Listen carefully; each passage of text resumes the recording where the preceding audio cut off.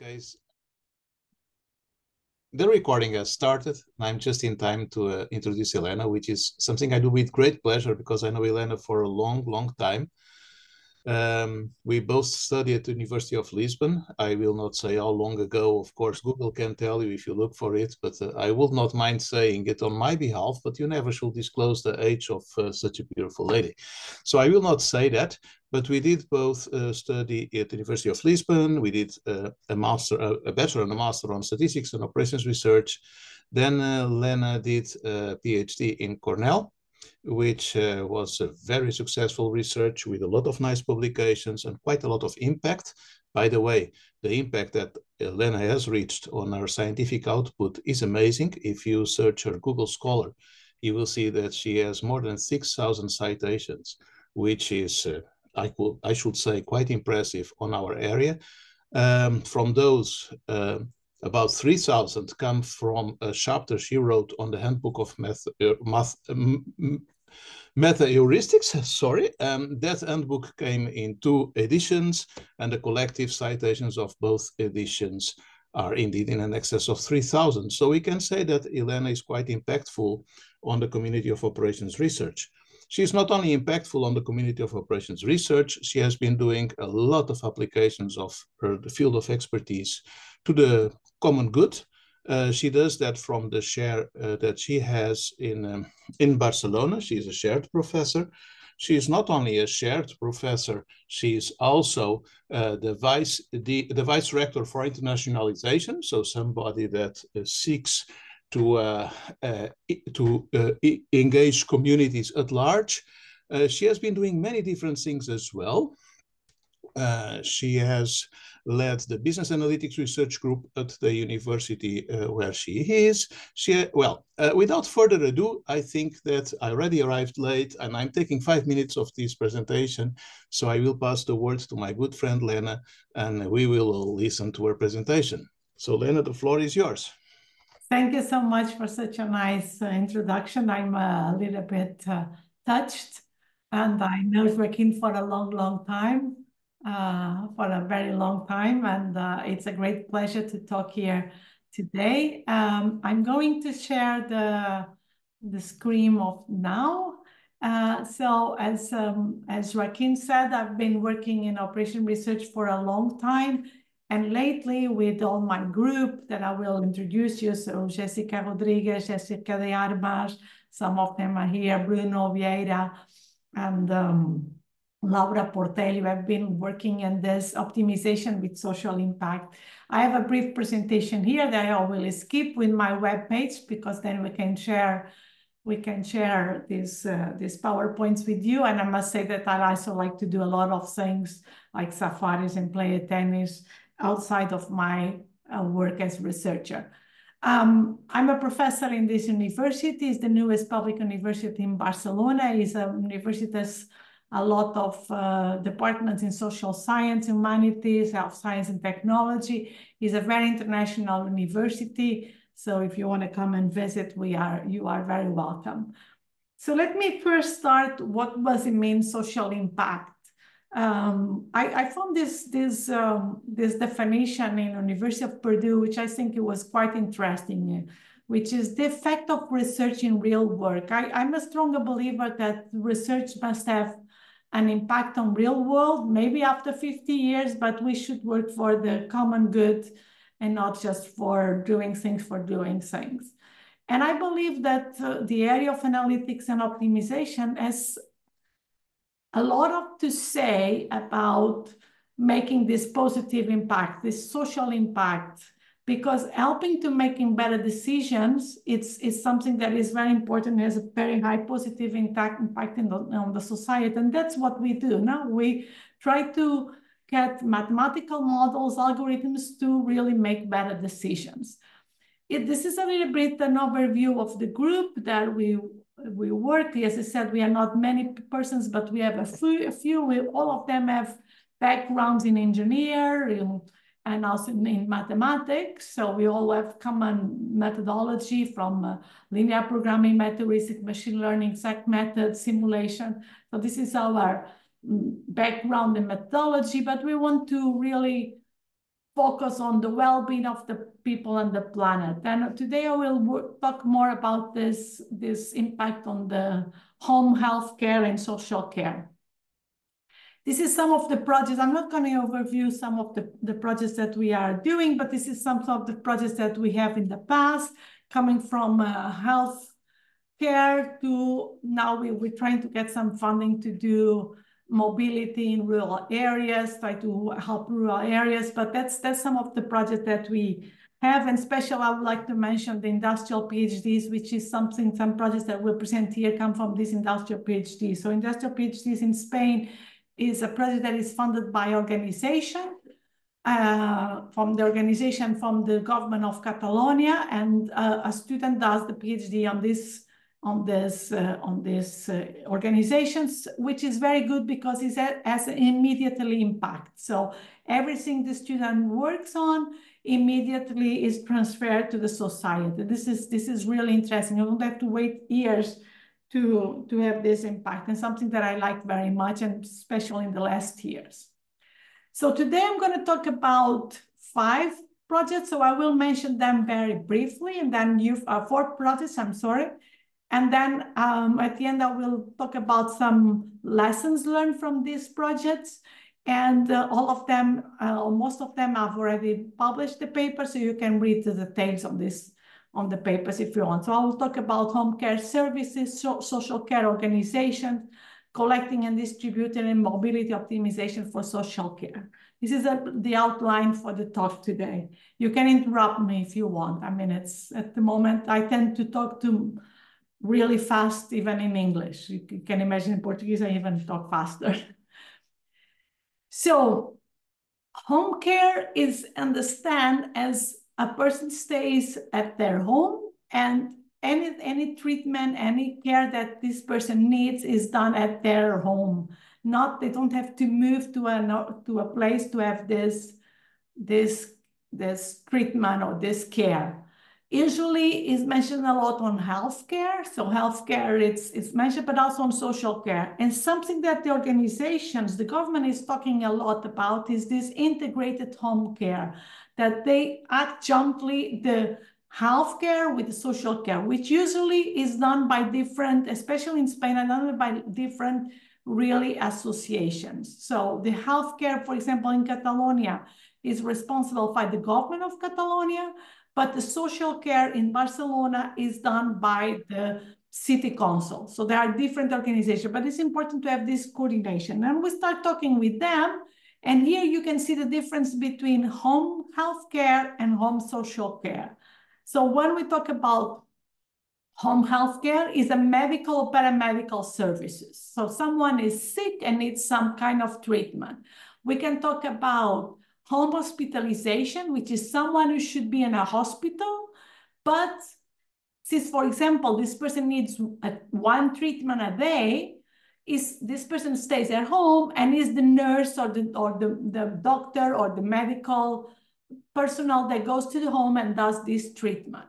This is one possibility. The other possibility is primary health care, someone who needs to have like some kind of attention, and once a week or once a month, someone goes to the home and see if you, for example, are doing well with your diabetes or whatever. So, and the other one is home social care. So home social care is everything else we can say that is not health. It could be like, includes things like cleaning, could be companionship, could be personal care, deliver meals, prepare meals.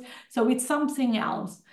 After the pandemic, it's very interesting that this home care becomes even more important than before. I do remember that I presented a project from home care before the pandemic, as some referee told me that this was not relevant. No one wants to have like care at home, which is then after the pandemic, even for elderly, this become like a really big issue, especially in Spain. I know in other countries, in the Netherlands, for example, this is more advanced than in some countries like Spain. And here you have an example. So we visit some hospitals, and this was from hospitalization at home. And this is the hospital of reference here in Barcelona. It's a hospital very close by to the university. The hospital is around here, and maybe you can see my my mouse, I don't know if you can see my mouse, is by the sea and covers this region in Barcelona. And we observe, I went there with Jessica de Armas, and we observe how they planned. They planned, they write the names in red, so you may see like some things written in red. I mean, I put this not very clear because I cannot show the names of the persons, of course, by data protection. And what they do is then the nurses and the doctors look, oh, you go here, you go this in the morning. So that's the way they do the planning. Of course, they have around 10 persons. So all of you know that doing the routing with 10 persons is easy, but then they want to increase for 100 persons, and then things get complicated. But this is the way they do the planning for home care in this hospital. So we try to start working in 2 projects here. One of them is the impact of synchronization in home healthcare and social care. So how much is it more expensive if you synchronize these 2 services? It's not. It's more like a strategical paper to show the governments if they should really implement a synchronized system, an integrated home care. And the second one is more like a system that can be provided to the users to do the planning, this home care planning. So in the home care planning, we have 2 decisions. One is the scheduling, assigning staff members to jobs along a planning horizon, which usually is a week, and then the routing. The routing saying, oh no, what is the first person to visit, the second person to visit, etc. So this is 2 projects that I'm working with Jessica de Armas and Bruno Vieira and also Marcellus Fabri, that we've done this project.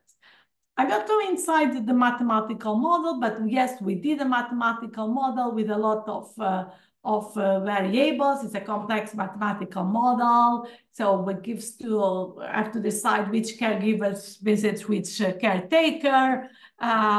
You need some breaks, you need a lot of things that we need to decide. And then we have an objective function here. Is a multi-objective. So here we have something that is time. So we have to minimize the travel time, the waiting time, and the breaks. Why? Because this is time that is not provides any value in a way, no? Because the value is on treating the person, being with the person. But if you have a lot of travel times, a lot of waiting times, because sometimes, for example, if you have to provide meals, if you arrive 11 o'clock in the morning, this is too early to give the meal to the person, usually an elderly person. So you have to wait until, I don't know, 1:30, 2 o'clock in Spain to prepare the meal. So this waiting time has no value. And another one is maximizing the service quality. Here we consider 2 main aspects. One is the caregiver's loyalty. So you have always the caregivers are always the same, because then you created like a personal relationship, but sometimes it's difficult to have always the same caregiver. And then soft time windows. For example, if a person has to go to a walk, and this person likes to go to a walk at 5 o'clock in the afternoon, this is not compulsory to go at 5 o'clock, but if we can provide this service at 5 o'clock, this person will be more happy, which is the main objective of this planning. And then we have a lot of constraints. So I'm not going inside the constraints, but you have working regulation constraints. Then you have like interdependencies. For example, if someone is in bed and you need to move this person to take a shower, maybe you need to have 2 persons because maybe it's too heavy and you need 2 persons. So these 2 persons should be at the home of this caretaker at the same time. Or if a doctor comes, you need to have like someone to make sure that this person, for example, does not eat before the doctor comes, or the nurse, because they have to do some testing or something. So there's a lot of interdependencies that you have to also take care in this mathematical model. So we use small instances. Here it will solve with Ciplex. Of course, the problem is that the large ones, the Ciplex did not solve it on time. So we need to have some other simple system, more simple system to do this planning. It's come out on the second paper. And this is the second paper that we have. It's It's a system that's implemented online. It's a work done also with Jessica de Armas and Bruno Vieira, which I think they are around. And this is an online system that helps to provide an heuristic to provide like a planning. We have two systems, which one is constructed by caregiver, it's like a scheduling system, and then there's another one which is constructed by patient. And this is quite simple. Also, it's very important, something I'll mention at the end, that we can explain this to a user, the user can understand that, and this is very important in this area. We can provide you here some examples from my area of Barcelona. It's an area of Barcelona. It's so we have around 790 jobs in social. In health, we had an issue because this was done just during the pandemic, so it was quite difficult to get the health department to give us some data because they were occupied with the pandemic. And so we generate something to give an example. And here you can see some results. Okay, so the first one, you have these results, the actual results from this company, Suara. And then we have the results from us. And you can see that the travel time and the waiting time is reduced, but if you don't have continuity of care, so loyalty. But then if you force the continuity of care, then you have more travel time. This is very interesting for the users because they can decide exactly what is important for them, what is really important for them. And the question also is that, okay, we maybe have like the same continuity of care in more or less the same time, but we schedule more jobs. Because what they do manually is that if they cannot schedule these jobs, they give it like manually. There's no jobs are not scheduled, given to other person or other organization. So with the same resources, we can attend the same people with better or equal quality that they are doing by hand in this small example. You see, this is a very small example in Barcelona. It's just like a neighborhood, a small neighborhood of Barcelona. And then something that I like is that they really can see the results on this Gantt chart. So they can see the results. And if you see, look, just visually, you see there is much less free time in our proposal than on their proposal. Some examples you see, more or less, we have much less free time, much less traveling time, much less waiting time on the methods that are. We now are in the process that they test this and they have to really implement this in their company. And this is a little bit some of the results. You also have some statistics. So here you have like a small video of this system works, this web-based system works. You can choose that you want to schedule on social or social and health. You can do the planning here. You can do the planning, and then you also can have some statistics. You can see the results for one person, for one caregiver, caretaker, and then at the end you can see some statistics. And for example, here you can see that loyalty is quite important because you have a lot of people with only one caretaker and very few with more than 3 caretakers. So this is a little bit something that the company likes very much. So this was one of the first projects that we have done. And I think I'm repeating, so I think I can, okay. Now I go to the next one. So I go a little bit fast, but so then have time to ask questions. The next project was an organization, the NGO, that provides assistive technologies. This is funded by the City Council, and this work was done by Jessica de Armas, Jessica Rodrigues, and Bruno Vieira. And this is providing or led equipment for people that has mobility issues. For example, here you have a picture of the warehouse of this NGO. Bike de Moviment means movement bank. So people, for example, if I break a leg, I can buy a wheelchair. Then when I don't need a wheelchair anymore, I will give it to this organization. They make sure that it's working properly and they let it to another to another person that they have more needs. So this is a circular economy where you have, so you have someone requests an equipment, you deliver installation, you collection, you cleaning, you repair, you storage, and the equipment can be used for more and more persons. So it's a clear example of circular economy and special target to people that, you know, request some of this equipment and cannot buy it.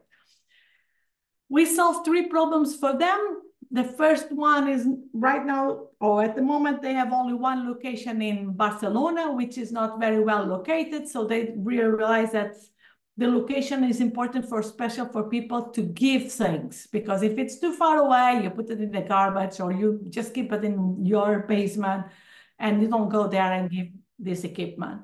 So we talk about location of warehouse and customer service points, and then we talk about inventory. So at the moment, they inventory everything people give, and if they don't have more space, they just say no without any kind of classification.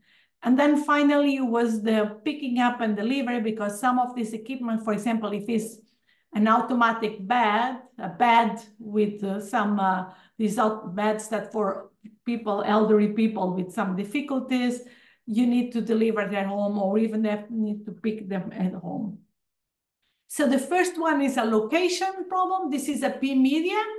It's a P-median problem. And what we have done to them, it was a system based in Excel. Think about these NGOs are people that are volunteers. So if you do a specific software, they have to learn this software. So they say, okay, we understand Excel, so we do everything with Visual Basic and Excel, so people can really work on without any special knowledge. So this is a P-median with some constraints, and then here you can see the location for some. This was you have to locate two types of locations. And this is a little bit where to locate it and which neighborhood is assigned to each of these locations. So this is a little bit an example, which is a P-median. It's not a very sophisticated mathematical model, but it was quite useful for them. The second one is this inventory management. This inventory management, as I said, they store everything, and then maybe they, if you don't have space, you don't accept. So what we did is like an ABC classification, very simple, and a minimum stock and a maximum stock. So when each product reach the maximum stock, they don't accept anything else. When they reach the minimal stock, they can do campaigns to have people deliver this, and they can understand what are the products are more important, which usually are the beds, these articulated beds, and what products are not so important, like crosses, for example. It was very simple. The last one is pick up and delivery. So here you see again, the truck is driven by a volunteer. So we have volunteers who said, I have a truck and I volunteer to pick up and deliver. And we provide like a model that could plan these routes. Think about during the pandemic, it was quite interesting because you have to deliver first and then collect, because you cannot contaminate whatever is in the truck. But now I think they can collect and deliver at the same time. So the model provides both options, which was quite interesting. And you can see a little bit the routes here, some example for the routes. The routes have a limited time because the driver will say, I have 2 hours. I give you 2 hours on my time to pick up. So it's not an 8 hours driver or some limit time. And this was important to have in the model. I must say that I think my colleagues will agree there was a very interesting project, because we start with people that don't know anything about optimization, and then end up they really enjoy these results. The third one is also on collecting and distribute. This comes from an idea with the 2 colleagues of mine from Portugal, Pedro Martins and Antonio Trigo. The idea comes from a news on TV saying that it was impossible to analyze the COVID-19 swabs because they were not delivered to the hospitals when they have the labs. And so we thought about, we can help here. We can help design routes that are really efficient. And finally, we have another application which was to deliver food from the food bank. So if a family was in quarantine, they could not go to the food bank to get food. So again, some volunteers, drivers offered to give the food to their houses and not have the people getting out of the house when they were in quarantine. So here we did a mathematical model solved by simplex and also a heuristic. And again, we use an Excel-based system. I'm not going inside the details of the mathematical model, but it's an open VRP. It's an open VRP with some time constraints because since these are volunteers, so I said, okay, I'm a volunteer, where should I go first? So traveling from the home of this person to the first collecting point it's up to the driver. It's not counting as traveling time. And we want to minimize the distance which is equal to the transportation costs. And this is an example of the formulation that we use, which is a two-commodity flow formulation. And finally, we did this with an Excel. Here I give an example of, for the second example, for this one, the food delivery, I cannot show you because this data is it's data protection because it's addresses of people, but I can show with this for collecting the COVID samples because it's our primary health center. So the primary health centers are well known where they are. And you can put here if you have to visit that day or not, how many boxes you have to pick up, and also the service time, which is the time that you have to spend on the primary health center to pick up the boxes. And then at the end, we run an iterated local search and we provide to the users the list. So for example, here you have Cap Poblenou, which CAP means primary health center, until you arrive to the hospital clinic, which is one of main hospital. And you can see this in a map. So you can see, so the driver could even see this on the map where they should go. So this is quite a nice example. I must say that the simplex could only solve very small examples. So if you put all the addresses of people for food distribution, it will not run for a few times. It will take a lot of time, and sometimes it will not finish. And the same with the caps. I mean, there is 50 something caps on the I think 53 caps, 53 primary health centers in Barcelona. Okay. And then I will go to the third one, the fourth one. The fourth one, this is industrial PhD with Laura Portel, my PhD student. And their job is, she's hired by the Barcelona City Council from the social care services. And the idea is to schedule sustainable transportation for persons with reduced mobility. The City Council has a project that if you have reduced mobility, they provide you transportation. That could be transportation to go to your work, transportation to go to your school, or eventual transportation. You want to go to the movies, you want to go to the soccer game, you want to go to visit a friend, you can request this transportation. Okay, and now there was no planning. The idea was that it was first come, first served. So they have certain quantity a day, and if you are the first ones to request this, you get it. The first analysis that we did was that always the same persons request this mobility, and we want to have more equity in this service. So we try to change this, that we provide more transportation and more equal transportation to everyone. So this special municipal city council transportation, they have two different services. One is sporadic service. This one I said, I want to go to the movies. Okay. And then we have regular services. On the sporadic services, you can have a taxi or adapted taxis if you go in a wheelchair. And in regular service, you have these two I mentioned before, but also you can have a bus. For example, for kids, you can have a bus that collects some kids, like a school bus, but for these special kids that go and this special transportation, they request some kind of special bus. The first analysis that we have done is more like a data analysis. We realize that the density of these persons that need these services is not equal to the density of persons that use these services. It was quite interesting that there's some neighborhoods there were more people using this service than other ones, because usually is the neighborhoods when you have more educated persons that can request these services. So this was the first analysis that we have done here, and you show you more or less the difference. You see, for example, in this, you have very few on the left, close by the sea, you have very few people that need this service, but you see that there is more green bad people that request more these services. So there was not equity on this system. I don't know why, what happens, but I think for some reasons, I get out of the share. Okay, so this is a little bit the first analysis. Also, you can see the demand and the number of services that you request. You can have 600 services requested a day, except the pandemic. You see clear here the pandemic things, but it's a lot of requests. You have a lot of requests of these services.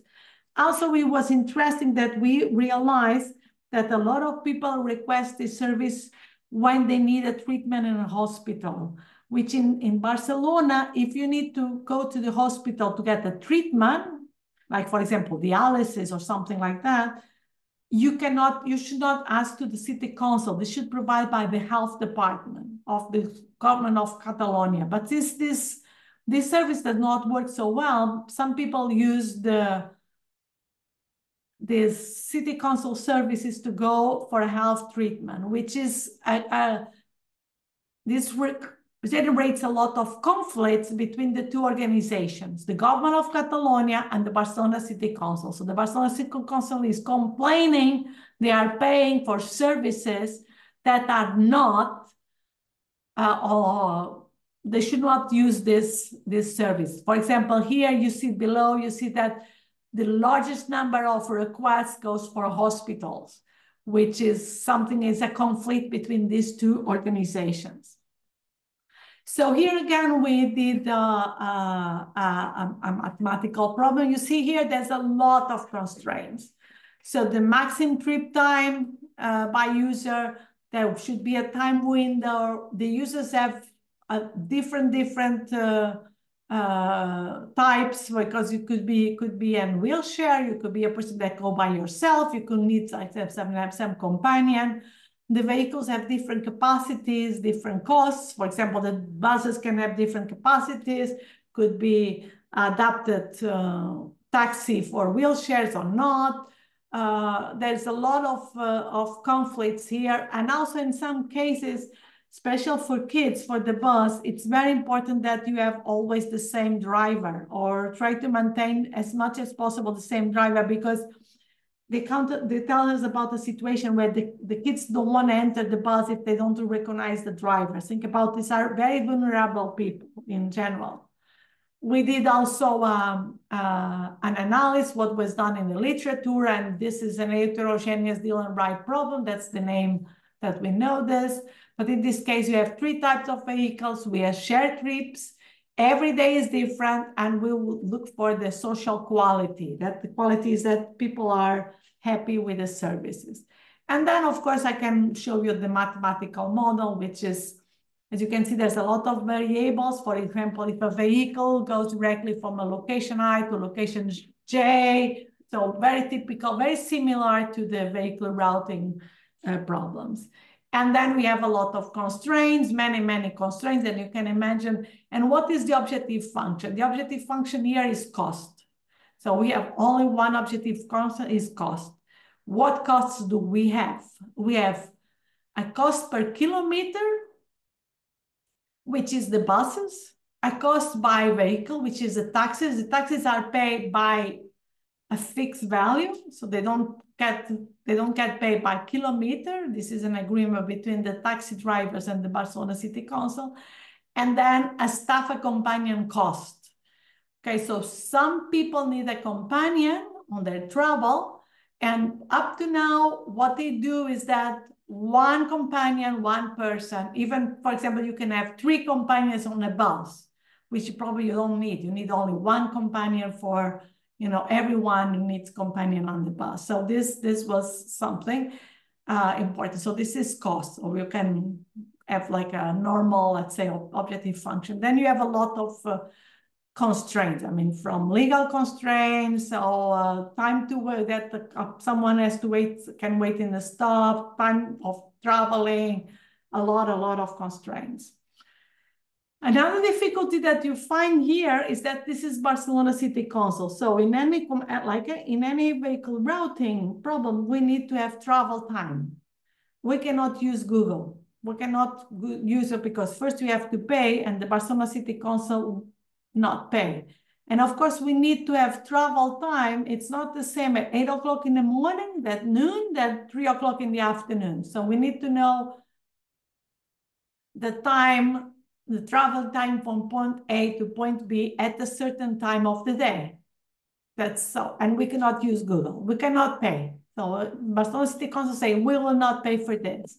So Laura and myself came out with this predictive model. It's a predictive model that tries to forecast the travel time between point A and point B. So a region destination matrix, but we come out with this predictive model based on machine learning. And we trained this, and this came out really quite good, the forecasting this traveling time and any time of the day. And here with the mathematical model, you can see some of our results. You can see that, for example, these are 5 data that I can share with you, because for the paper, we have to random generated the addresses, because again, this is vulnerable people, so I cannot share the real results for the Barcelona City Council, because I cannot share addresses of these people to anyone, as you can imagine.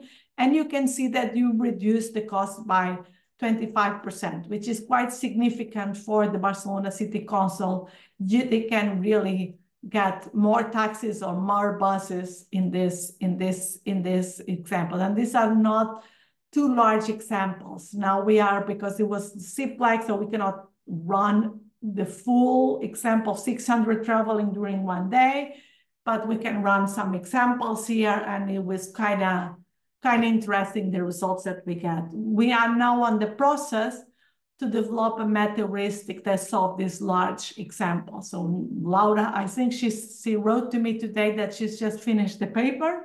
So I have some homework to do today, maybe tomorrow, to read the final version of the paper. But you can see the results on the CPLEX. The Barcelona City Council was very happy, because we can, with this system, we can really reduce the total cost of this planning. And to finalize, while I'm showing you some of other examples that we work on the group, for example, school location developing countries, a project that are published with Jessica Darmas and Marta Reinald. Jessica Rodriguez also did some work on the humanitarian logistics, like disaster response and Caribbean resistance. Or Jessica Darmas did some real-time response to roadside incidents.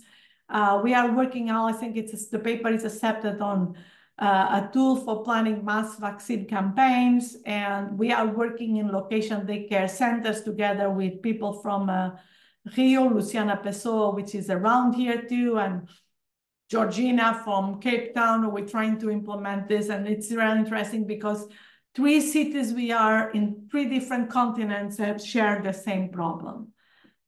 And to finish, I would like to look at what we would like to do. So we try to use theoretical mathematical models, heuristics and semi-heuristics, to have like a user-friendly online system. But our output is like to provide managerial implications, saying that should you buy more buses? If you buy more buses, what can happen? Provide decision-making tools to the users, and also have like a social impact, I'll say. So it was very happy for us. If you say, okay, with this, so if we save 25% of the cost, maybe we can hire more buses, and we can have a certain number of people more that we can provide this service. This is the social impact. We are working in health, in emergency, social care, and now we would like to, if they funded us this project, I hope, would like to work also in rural areas, provide service to rural areas, which is a problem that is common in many areas of the world, not only in Spain, because in Spain we have a problem with villages and cities in rural areas that are getting empty because there's no services. And my lessons that I learned from all these projects together with my colleagues is, first of all, we're dealing with people. It's not boxes, it's not cars, it's not computers, it's people. So we have a lot of uncertainty, a lot of resilience.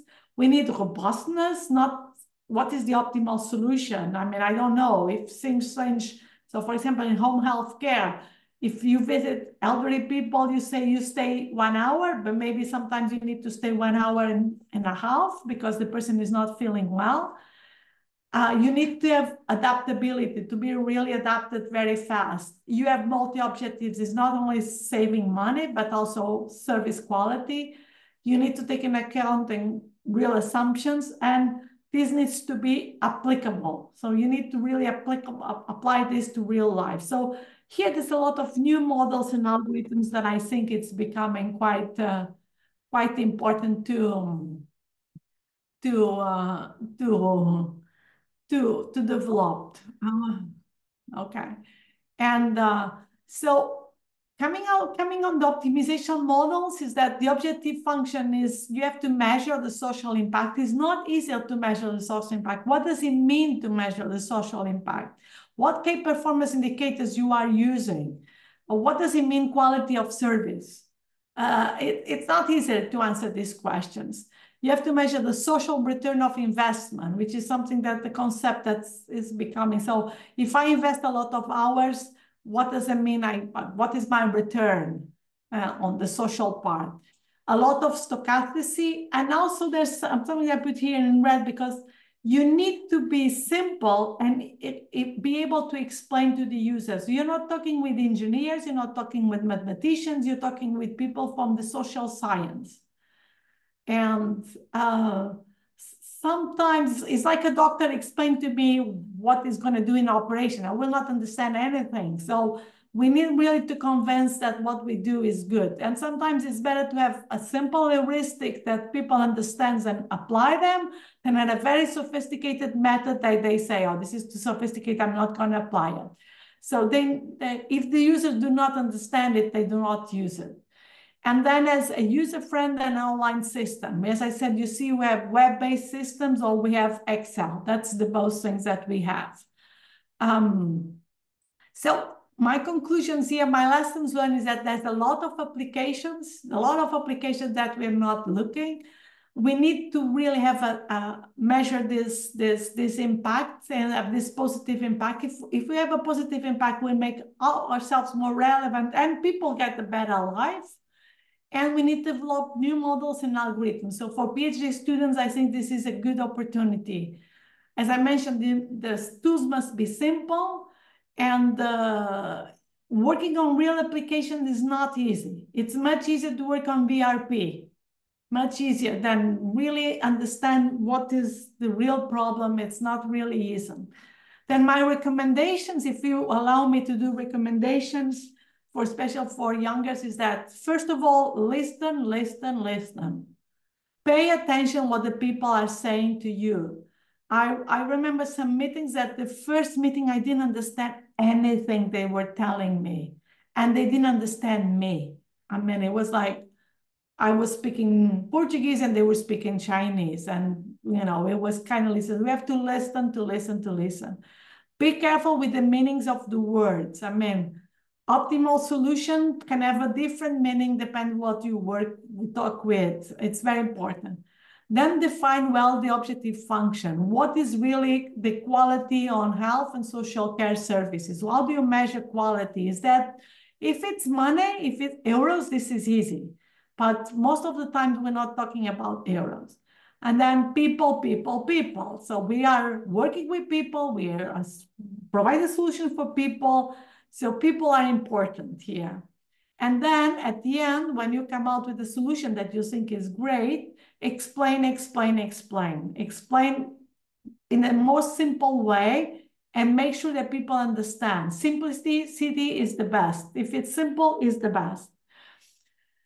As a conclusion, and I'm finished, so I have time to a couple of questions, is that this work is not about boxes, cars, and machines, about people. People satisfaction is the more important, simplicity is the more important. I'm a stronger believer that operation research and analytics can make a great impact on society and lead to social good. I think if we don't do this, it's something that we are missing, that we can really provide a great impact. So this is we'll provide this PowerPoint. So this is some thanks to some organization that helped to develop this, and you have some references here, so you can then look for what we have read. And I'm finished. I'm sorry. I think I took more time than I supposed.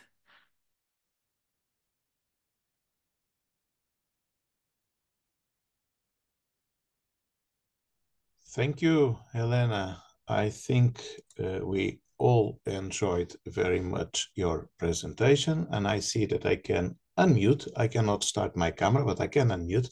So I would assume that, oh, okay. The host just allowed me to start my camera as well. Thank you. All right. So I think that it was very inspiring, but I must imagine that there are some questions in the mind of those that were inspired by you. So I will suggest that you just unmute and ask your questions. Please feel free to unmute and ask. You don't need to queue or to raise your hand or your virtual hand. Just go on. Otherwise, I have some questions, but I must assume that all of you also have. Hello, Joachim. I have one more than a question and observation. First of all, thank you for this talk. It has been really wonderful to see so many real applications of operational research in real life. So my question is more, how did you go about setting up these projects and interacting with the real stakeholders to then make sure that the results of your studies were implemented in practice?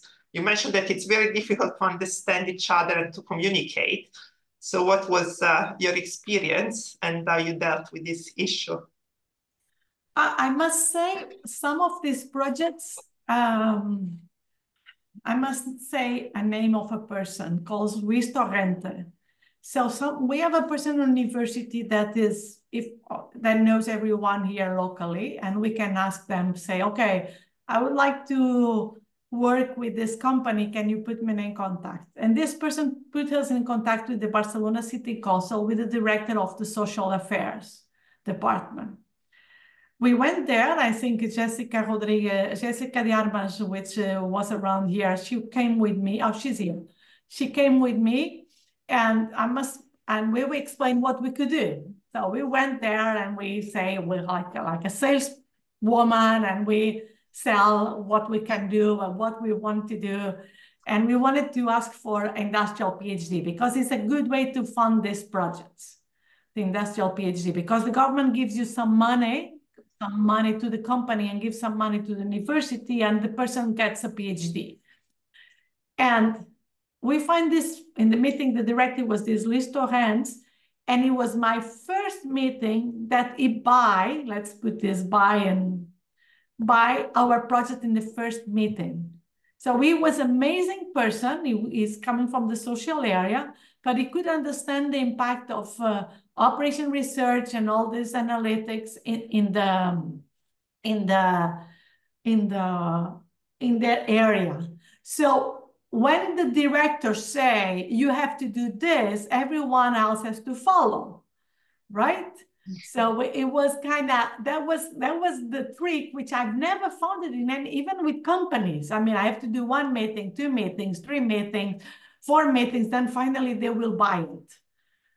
But this case, I mean, this person is a person with a really open mind and really understands the impact this has in their area. The bad news or the good news, or I don't know, he was promoted and now he's responsible for this in the government of Catalonia. But this is, so the government of Catalonia is the one who gives us the scholarship for industrial PhD. So it's not really, let's say, ethical that you give a scholarship for yourself. So now he wants to have more projects, but this scholarship is like the government of Catalonia gives the scholarships, so you work for the government of Catalonia. So he tells me that he's looking for alternatives because, of course, this will be not very ethical, right? But I must thank this person. I must thank this person because most, except the one on COVID, all the other ones were like inspired by him. We did have some difficulties in implemented in real life. I must say some of them, for example, for the home care. Now they request we need a lot to do things which are not research, which are more like a computer science, computer engineer company. Like, for example, connecting the database of our system with their systems. I mean, this is not research. No, okay, so we are looking for alternatives who can provide this, this help of these requests that are not really research, because we are a research university, so we cannot even provide this service legally, okay? So we need to have like an extra, a third party who can help us, but it's not easy. I mean, we did have some contacts, but we didn't like the company because the company was like trying to take advantage of this system. So we don't, so with Bruno and Jessica, we are looking for alternatives to provide this non-research things that there need to be done to put this really working like in the full time. Okay, thank you. Thanks. Any other question? In the meanwhile, I noticed on the chat that Felix thanked you for the great insights and projects. He had to leave, so Felix cannot ask any questions, but there are so many people still present. We still have a few minutes, let's say 5 or 6. If you are too shy, then I have some questions. Are you too shy? Okay, Helena, thanks a lot. It was a great presentation. And my first question will follow up on the question by Paola. I think that your answer was very convincing, and I summarized by saying, in order to really get these things done, it's good to approach the right people, the people that have like influence and that they can get things moving. I agree, I relate to that, and I believe that I can confirm that having somebody that can say we should do this is a great way to start a project, right? It will be an enabler to get data and to get relevant information. But I'm more curious about what happens down the road when you actually develop the tool. Your PhD student got all the papers published, the data has been used in beautiful results, and you can show that what you have done indeed has a lot of benefit. But I'm curious about when you are done with your project, whether you also find difficulties in getting those that could benefit from using it, like those people that do the actual planning, or do they answer to the same person that say you must, therefore you do? I think that your answer convinced me that you already have difficulties to overcome in order to get the project started. But my question now is about, once you are satisfied, how do you get it really being used and having impact? Are there different things there? Okay, so this could be different if it's a project, like could be some of the healthcare, this one with Suara, which was like a project that researchers go there, talk, we do our research, then we come back and we do, and we come back. This is different for an industrial PhD, because here the industrial PhD is hired by the company. So he's an employee of the company. The deal always that we have an agreement between the university and the company, and for example, he works full-time in the company. So this is good for this kind of projects, because as an employee, he has access to all the data. We don't need to have any no disclosure agreement, no problems with ethical of the data, because in the contract the student has already includes that. Okay, so for example, I don't have access myself to the data that Laura is working. Because if I want to have access, I need to have a no disclosure agreement and an ethical thing. So this is, and Laura and the PhD student is on the company. So usually, well, we say 3 days in the company, 2 days in the university, but it's flexible. So in the beginning, maybe the student is 4 days in the company and 1 in university, then in the middle is 4 days in university, 1 in the company. But since the student is an employee, I mean, this person has it really trains the people that will use it. In this case, for example, in this case, Laura will not continue as an employee of this company, but in other cases that I know, not on my students, but other students, the company hired the student later. Okay, so the student really developed a tool that it keep using in this organization. In this case, not, because this is a public organization, so you need to go to a public service system, things like that. But one thing that we will do as soon as my student finish is to make sure that the company is trained on using this system. It's really interesting that this become on the beginning like an operation system, like to plan the transportation, for example, and finally it's a more strategical tool. So then this organization, depending on the Barcelona City Council, it realized that it was more interesting to have a strategical tool.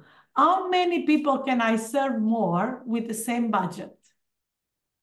How many buses? Should I buy more buses or should I hire more taxis? Should I hire give priority to the adapted taxis or normal taxis? So it's really interesting. What is the beginning start like an operation problem? It becomes a strategical problem. And Laura did some reports on this. Some reports that they say, okay, with the same model, I can show you that, you know, if you put more buses, you can serve more people. Wonderful. So actually you gave an answer which was larger than the question, because you said one way to indeed get these things done is to develop intimacy with the actual user by getting that person that is developing the solution also becoming part of the entity that will use it. So that intimacy results in a kind of buy-in to use the solution because it has been developed in-house.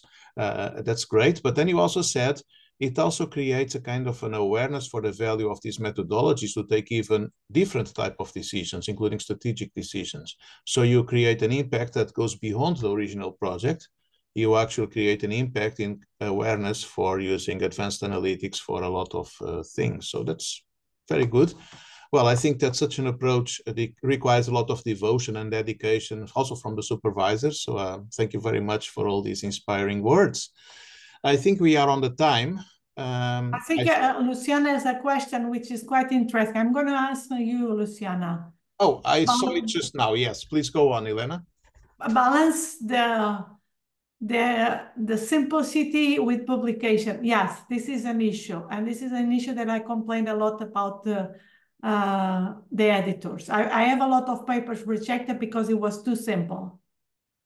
I mean, it is like, what do you mean by too simple? So do you want me to sophisticate the mathematical model so I look more smarter, or what it means? I mean, what you don't understand about a model should represent the reality. If the model is useful, I always recommend to the editors to visit the Science Museum in Boston when they do explain to kids what is a model.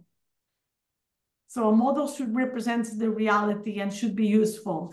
So yeah, and I know a lot of papers and a lot of people that put really artificial things to make so more sophisticated and looks very smart. I'm very critical with this, but I cannot change the system.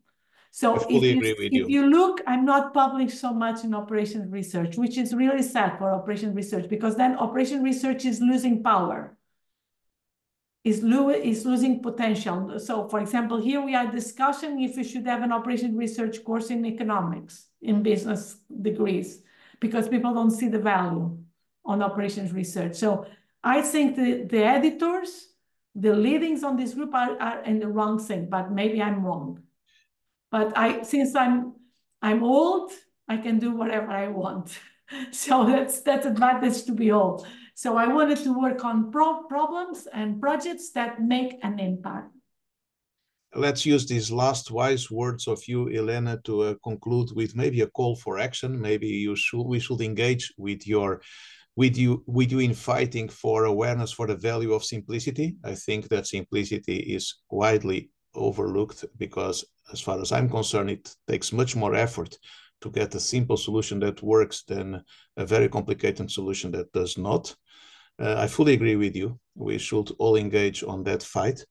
And I also agree that sometimes work based on operations research gets a better outlet if we try to publish on untraditional journals. For instance, I'm very happy that I have a paper that is going to appear in The Lancet, and it's not clinical paper, it's a paper on operations research. Mm-hmm. But apparently they value simplicity there. Okay. Thank you. I think there are probably not time for questions, but there are a lot of words of, let's say, praise for your great talk, Helena. I don't know whether you would welcome questions via email if people think about questions later on. Sure. I mean, everyone is welcome to contact me. And I can put my email in here. So you don't have to look for me. With my name, everyone, it's easy to find me. Even it's a rare. So you have my email. So there it is, the email and the invite. So please engage with Helena if you have any further questions. And for now, let me thank you very much for the inspiring talk you gave. And thank all those that have attended for being here at the ABW Café of today.